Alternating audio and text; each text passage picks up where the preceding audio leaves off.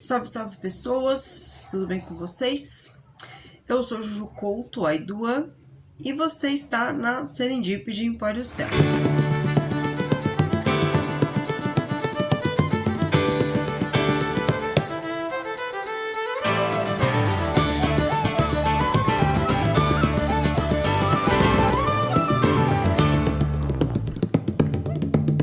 Hoje, dando continuidade aos 30 dias druídicos, nós vamos falar sobre os locais sagrados. Mas antes de começar, já peço para você se inscrever aqui no canal, acionar o sininho para ficar por dentro de todas as novidades e os vídeos, que vão aparecendo aí ao longo da semana.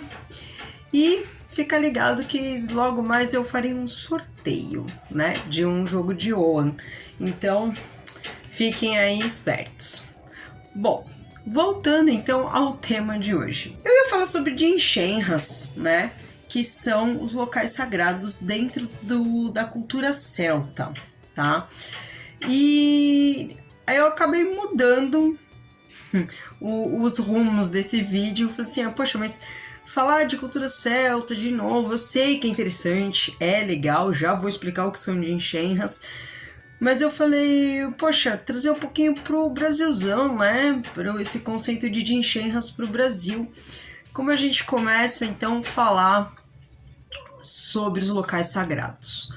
Vou explicar bem rapidamente o que são Din-Shenhas. Como a gente já vem falando, como eu já venho falando, a gente acaba falando de todo mundo que está fazendo 30 dias druídicos. Para os celtas, eles não tinham a distinção que a gente tem hoje entre eles e a natureza, era tudo uma única coisa.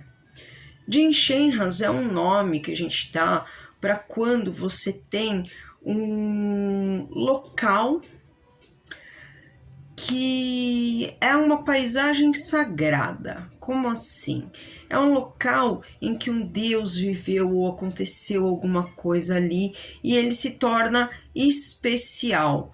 Din-Shenhas geralmente são lugares onde a toponímia explica um fato, um feito ou uma lenda ou algo que aconteça dentro desses termos, Então, assim, os mais famosos que a gente pode pensar de locais sagrados, de Din-Shenhas, ligado aos celtas, é próprio Newgrange, que é Brunnaboyne, que fica na Irlanda, no condado de Drogheda, que está associado a ser a casa de Dagda, depois de Angus, porque Angus engana o pai, enfim, a história é legal, procurem. E acaba lá sendo um dos principais Shi. Outro exemplo de Din-Shenhas é Emain Maha, que é o local onde Maha teria caído após a corrida que ela é submetida pelo rei Concobar, por causa que o marido dela não ficou de boquinha fechada. Procure o mito também, é legal. Mas pra frente acho que eu vou fazer uma sequência de mitos irlandeses aqui, contar as histórias que eu gosto. Mas isso é para depois dos 30 dias druídicos. Enfim, ela, após uma corrida, ela cai e acaba dando à luz a seus gêmeos.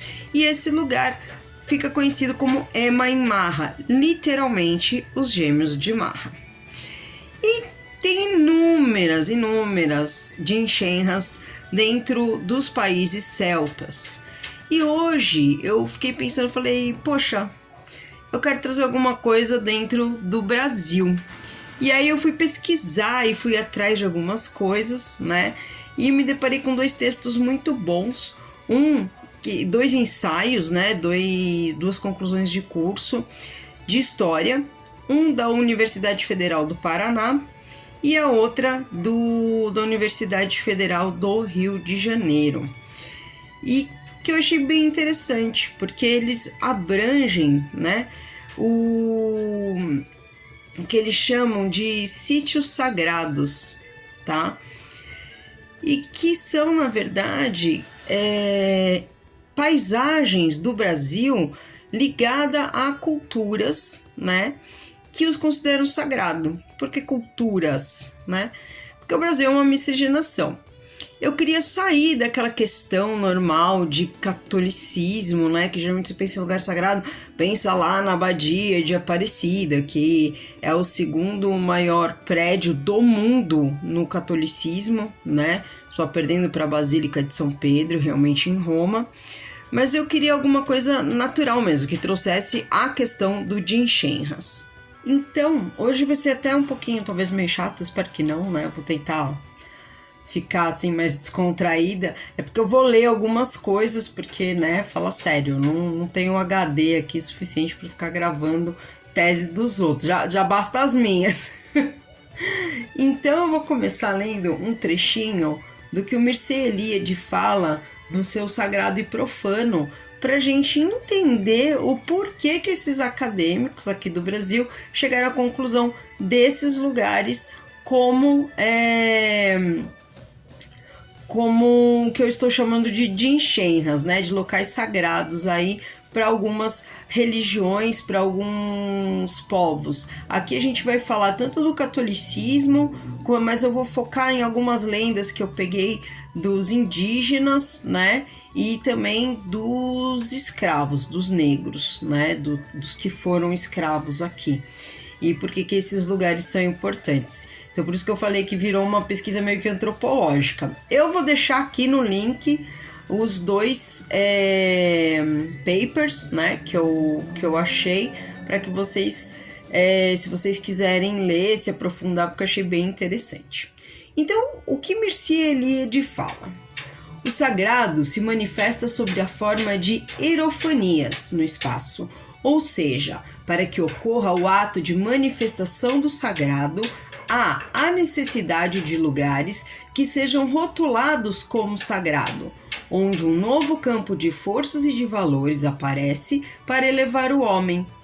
Essa manifestação realiza-se através de símbolos, mitos e ritos, onde o sagrado exerce sua função de meditação entre o homem e a divindade. Em outras palavras, o espaço sagrado é o local onde o homem consegue entrar em contato com a transcendência divina, tá?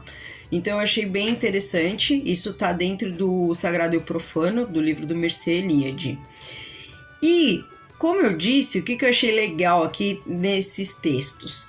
Eles identificaram 60 lugares no território nacional em que elementos naturais são imbuídos de sacralidade por determinados grupos sociais e que, considerando a definição proposta por Wilde e MacLeod em 2008, correspondem aos denominados sítios naturais sagrados. E esses sítios são representados por cavernas, montanhas, cachoeiras, matas, formações rochosas, cursos de água, lagoa, dunas e árvores, e estão distribuídos em 14 estados brasileiros, se destacando o Rio de Janeiro, Bahia, Minas Gerais e São Paulo. E aí eu achei muito interessante, porque no final das contas, esse nome aqui que eles arrumaram para o acadêmico, né? Como é que é aqui? Sítios naturais sagrados nada mais são do que os nossos Jincheng-ras, né? Ligados aos celtas e que eu quis trazer para cá. Então, a primeira coisa, são 60, não vou falar de 60 porque isso aqui ia ficar um workshop, não um vídeo.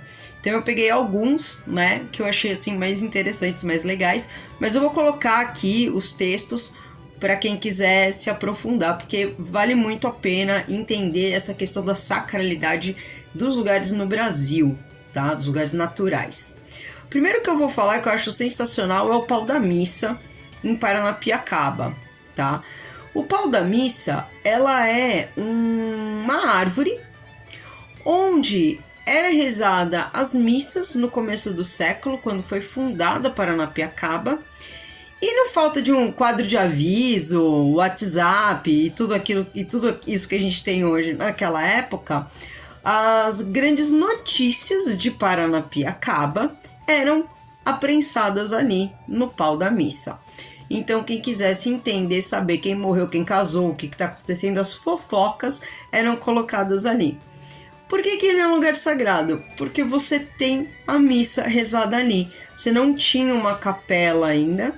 Então você tinha ali como uma grande reunião social, era uma reunião, então eram trocas, eram informações, era onde o parente viu o outro, né? Era um momento de confraternização e, além disso, de escutar a palavra do Senhor, né? Para quem acredita no Deus cristão, mas era algo que unificava. Então ali é um dos lugares, né, que eles colocam como esses sítios naturais. O outro são as cachoeiras do Iauraté, que é a Cachoeira das Onças, que é um lugar sagrado associado aos mitos de origem de vários povos indígenas dos rios Uapés e Papuri, no Alto Rio Negro, no município de São Gabriel da Cachoeira, no estado do Amazonas. Foram reconhecidos lá esses lugares, eles foram reconhecidos como o Patrimônio Cultural Imaterial Brasileiro em 2016.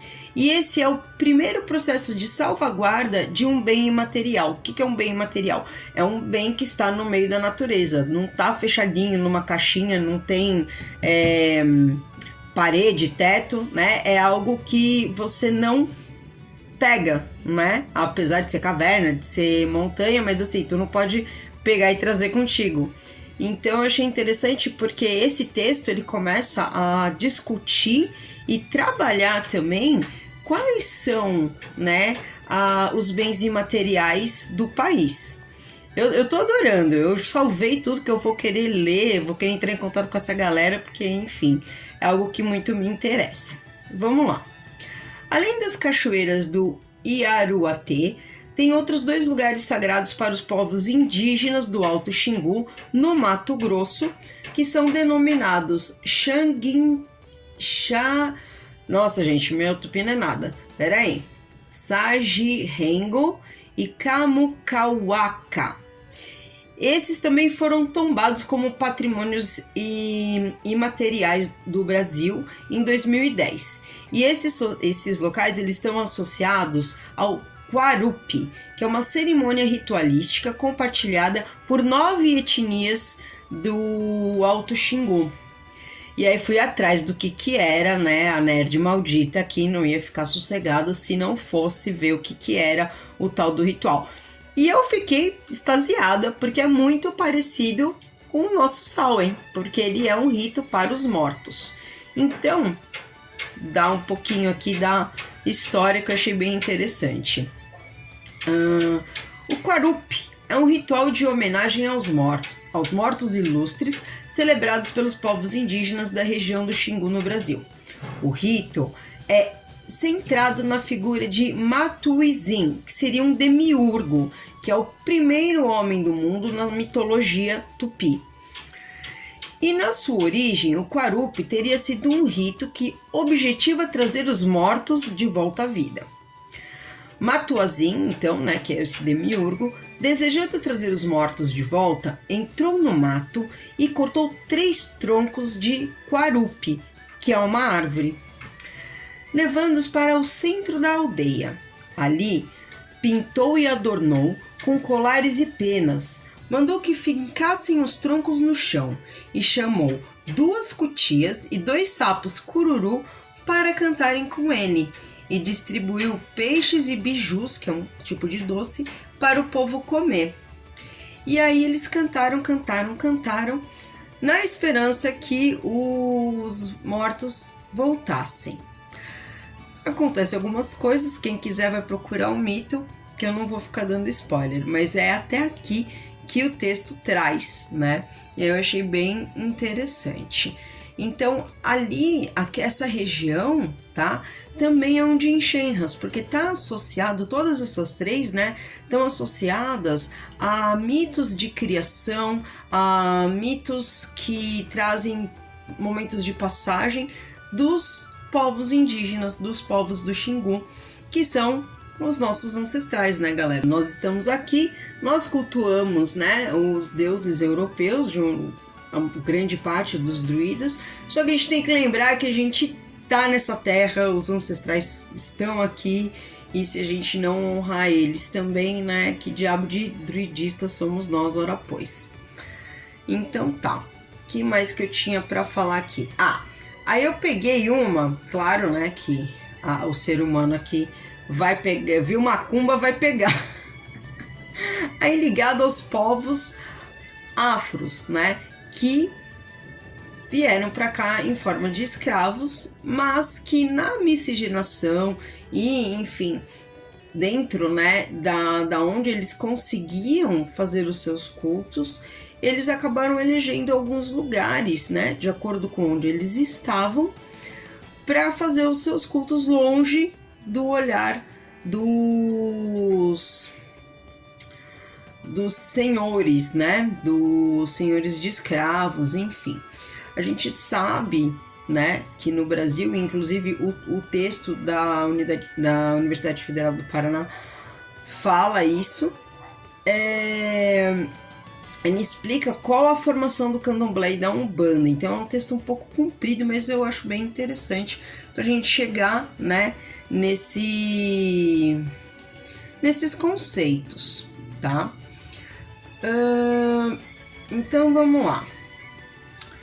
O que ele coloca aqui, isso dito por Silva, 1994-1995, tá? Macumba para rituais que envolvem transe, sacrifício animal e culto aos espíritos. Aí, pegando, né, o que eles estão colocando aqui como uma parte de macumba, tá? Eu sei que, assim, macumba é um termo pejorativo, né, para designar as espiritualidades de matriz afro, mas eu tô usando o que eles estão designando aqui, até porque a gruta chama gruta da macumba, mas eu sei que é um instrumento que macumba, né, a gente usa no popular aí, mas que não tá correto. Mas eu vou continuar designando assim, justamente para fazer a alusão aqui com o nosso Jim Shenras, que é a gruta da macumba. Então, o que acontece? Nessa gruta, os pesquisadores, o que eles encontraram também, que eu achei, ó, só coração para esse estudo. E deixa eu só retificar, eu falei que era a Universidade do Rio de Janeiro, não é. É a Universidade de Santa Catarina e Universidade do Paraná, que essa estava certa. Mas vamos lá, e eles falam que eles observaram a existência de 3 altares principais, onde foi possível localizar, inclusive, fragmentos de estátuas, né? E um deles eles conseguiram identificar como cacos de uma estátua que seria um caboclo.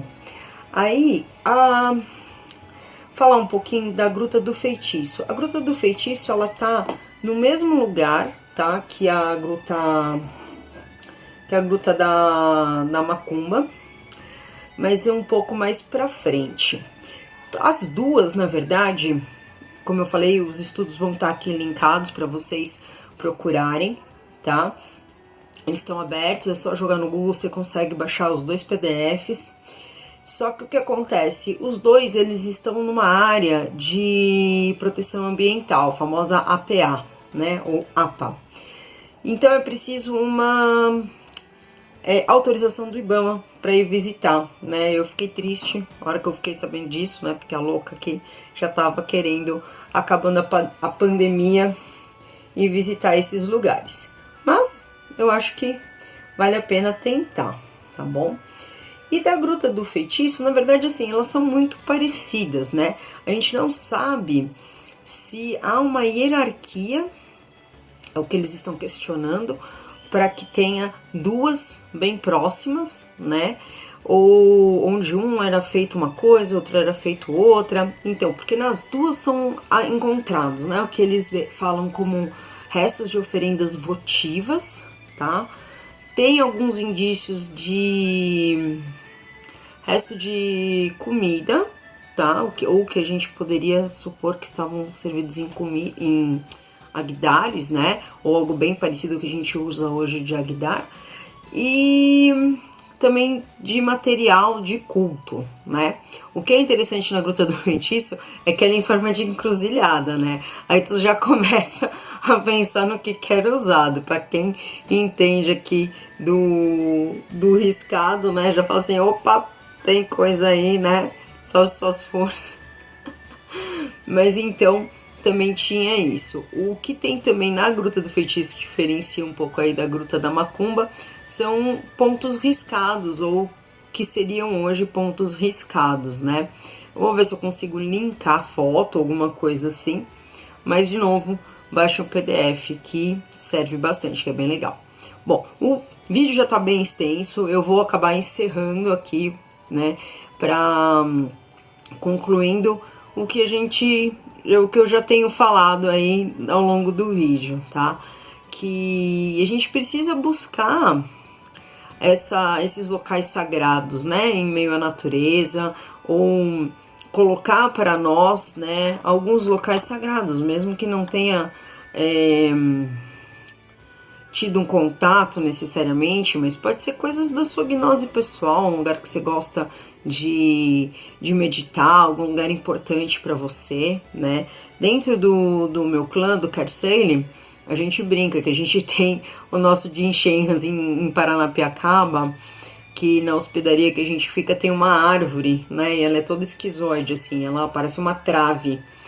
E a gente já acostumou a chamar ela de árvore portal, e enfim, tem altas meditações que o pessoal faz ali. A gente já teve pessoal, eu mesma, né, de estar aqui em São Paulo, meditar, ir lá para a árvore portal, ver Xi saindo da árvore portal. E é uma gnose pessoal nossa, né? Não está associado a nenhum deus específico, não está associado a nenhum evento mitológico fantástico, mas está associado a muita coisa da criação do nosso grupo, a questões nossas, né? Tanto é que a gente chama de árvore portal, como eu falei. Mas além de trazer o para você, o que é importante para você, né? Ter um pouco mais de relevância e de culto e de reverência, né? Pelo que é nosso, tá? Como eu falei, não vai dar para falar dos 60 sítios aqui, embora um mais interessante que o outro, um trazendo uma carga mitológica mais forte que o outro, mas eu espero que eu tenha conseguido fazer entender, afinal, o que são esses Jin Shenras, o que é essa paisagem sagrada para nós, tá? Como eu falei em alguns vídeos anteriores, nós somos o sagrado, nós estamos inseridos no sagrado, só que a gente perde completamente essa conexão, tá? Então, ter alguma coisa, alguma paisagem sagrada, né, dentro desse contexto de Jin Shenras, eu diria que ele seria duplamente sagrado. Um, porque já faz parte da natureza, já tá lá, e outro porque os homens, né, como a gente viu aqui na definição do do Mircea Eliade, né, os homens acabam vendo o sagrado dentro do sagrado, então acabam trazendo os seus cultos para esse momento, para esse ponto. Tá bom, pessoas? É isso, espero que tenham gostado, fiquem atentos aí pro vídeo da próxima semana. Slam, se cuidem e estamos juntos aí, enfrentando a pandemia, tá bom? Até mais, tchau, tchau.